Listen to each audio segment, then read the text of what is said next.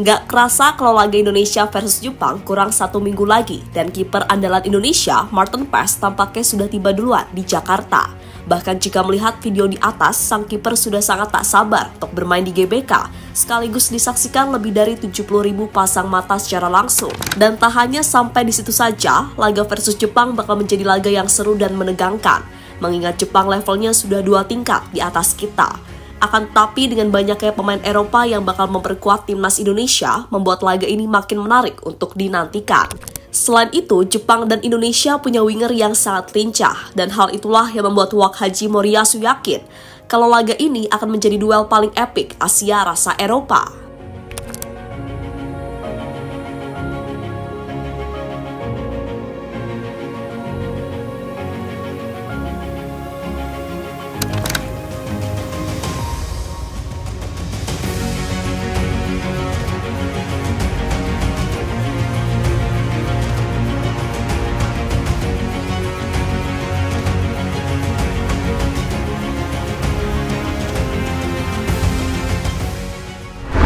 Setelah berhasil menciptakan berbagai sejarah dan sukacita bagi publik Indonesia, Sinteyong jelas akan dihadapkan pada situasi sulit tatkala harus memimpin skuad Garuda bertarung di sisa laga di round 3 kualifikasi Piala Dunia 2026. Ya, sudah berulang kali dijelaskan, kalau di atas kertas Indonesia adalah yang terlemah dan persentase kelulusannya hanya 40%. Akan tetapi perlu digarisbawahi juga, dalam setiap detik, menit, jam, hari, bulan, bahkan tahun, sepak bola selalu berubah. Dan dalam fase ini, timnas Indonesia bisa dibilang sudah sangat terlihat progresnya. Meskipun masih ada banyak catatan yang harus dibenahi jika benar-benar ingin bisa bersaing di level elit Asia. Terutama dalam 4 match yang telah dimainkan timnas Indonesia, di mana dengan materi pemain yang ada anak asuh Sinteyong, seharusnya bisa saja amankan 8 poin. Tapi malah banyak kesalahan-kesalahan kecil yang cukup merugikan timnas kita. Dan yang masih disesalkan tentunya di laga melawan Cina kemarin. Dan itu adalah kekalahan pertama timnas di babak round 3 ini, karena sebelumnya selalu bermain imbang saat hadapi Australia, Arab Saudi hingga Bahrain.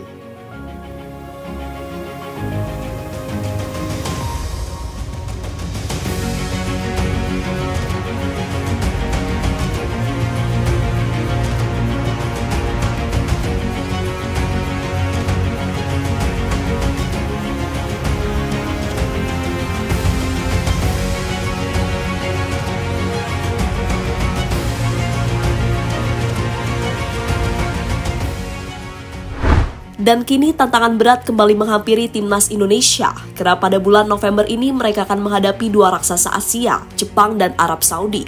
Tentunya Jepang menjadi tim yang paling ditakuti oleh timnas mania di seluruh dunia, karena bagaimanapun Jepang ini adalah tim yang tak kenal kompromi dan tak pernah menganggap remeh siapapun lawannya, termasuk Indonesia yang saat ini berada di rank 130 dunia. Dan jika dibandingkan Jepang, waduh, bak langit dan bumi.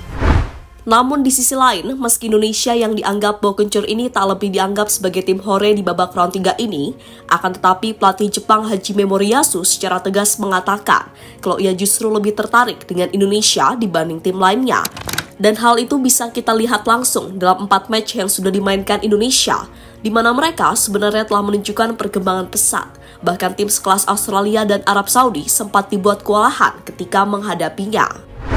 Maka tak heran jika progres timnas Indonesia di bawah Sinteyong dengan metode potong generasi serta menggabungkan para pemain keturunan dianggap adalah cara yang terbilang bagus untuk mengangkat level permainan timnas Indonesia.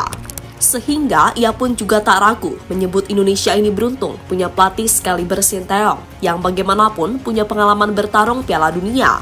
Akan tetapi Moriyasu juga memberi pesan, kalau Indonesia ingin bisa tampil maksimal, maka ada beberapa aspek yang harus mereka benahi. Indonesia berkembang pesat di bawah kepemimpinan pelatih Sinteyong. Tentu saja kami perlu menunjukkan performa yang lebih baik dari sebelumnya untuk menghadapi mereka. Menurut saya, mereka harus memperkuat pertahanan dan penyerangan. Selain itu, mereka juga perlu meningkatkan kualitas umpan-umpan ke depan dan menjaga clean sheet dengan pertahanan yang stabil, kata Hajime Moriyasu yang dikutip dari laman News One. Ya, berkaca dari apa yang dikatakan Moriyasu, memang ada benarnya. Kalau mau menang melawan Jepang ataupun tim-tim kuat lainnya, sudah pasti stabilitas menyerang dan bertahan adalah yang utama. Dan di Asia, Jepang memang termasuk yang terbaik soal itu.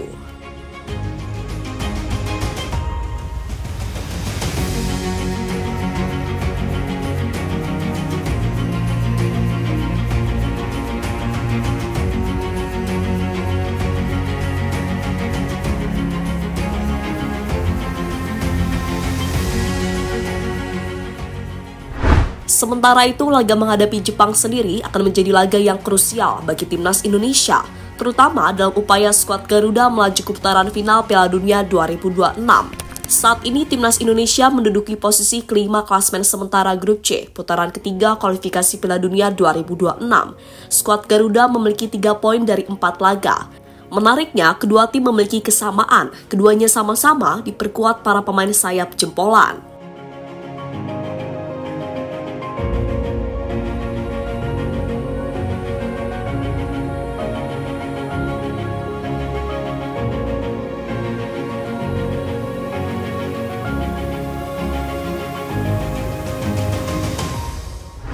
Takefusa Kubo versus Rafael Struijk. Takefusa Kubo saat ini menjadi bintang utama timnas Jepang. Winger muda ini belakangan juga kian bersinar di La Liga bersama Real Sociedad. Kubo menjadi andalan di sisi sayap Real Sociedad. Pemain berusia 23 tahun itu sudah mencetak 3 gol di semua ajang musim ini. Di sisi timnas Indonesia ada sosok Rafael Struijk. Pemain berusia 21 tahun ini baru pindah ke A-League dengan memperkuat Brisbane Roar. Duanya sangat mungkin terlibat persaingan langsung di SUGBK pada pertandingan nanti, sebab Struijk kerap beroperasi di posisi kiri penyerangan, sementara Kubo di sisi kanan. Selain itu, timnas Indonesia juga akan mengandalkan 2 winger lokal saat menghadapi timnas Jepang. 2 sosok yang dimaksud adalah Witan Sulaiman dan Egy Maulana Fikri. 2 pemain itu kini memang bermain di BRI Liga 1. Witan Sulaiman memperkuat Persija Jakarta, sementara Egy Maulana Fikri bermain untuk Dewa United. 2 pemain itu masih cukup muda, namun Egy dan Witan menjadi 2 pemain yang paling berpengalaman di skuad timnas Indonesia era Sinteyong.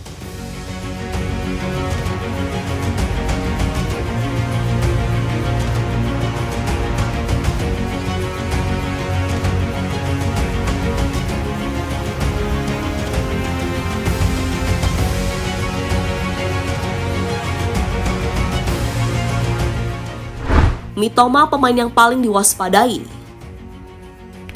Selain Takefusa Kubo, timnas Jepang memiliki winger jempolan lain bernama Koro Mitoma. Pemain satu ini sudah teruji kualitasnya di Premier League. Pada musim ini, penampilan Koro Mitoma bersama Brighton and Hove Albion cukup baik. Ia sudah mencetak 1 gol dan 2 assist untuk klub itu. Pemain pertahanan timnas Indonesia harus ekstra waspada, sebab Koro Mitoma diberkahi kemampuan menggiring bola yang sangat baik. Maka tak heran jika aksi Takefusa Kubo dan Mitoma di GBK nanti sangat-sangat dinantikan oleh fans Indonesia.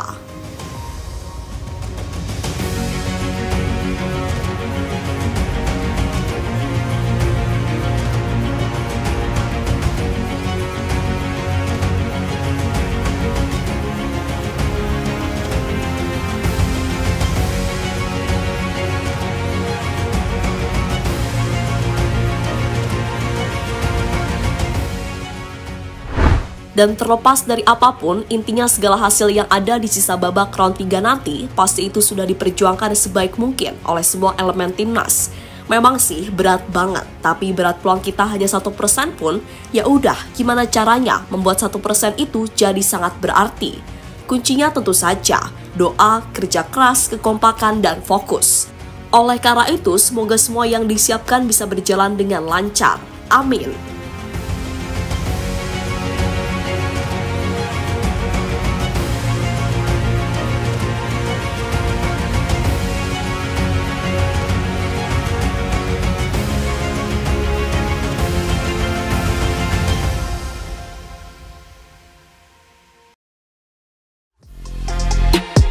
Halo, izin iklan sebentar ya guys. Jadikan ruangmu bernuansa timnas. Temukan beragam poster dinding, sepak bola dan timnas dengan desain menawan, kualitas premium dan harga yang tidak akan menguras kantong. Segera klik link Shopee di deskripsi video ini dan dukung timnas dengan sepenuh hati. Mulai dari dinding rumahmu.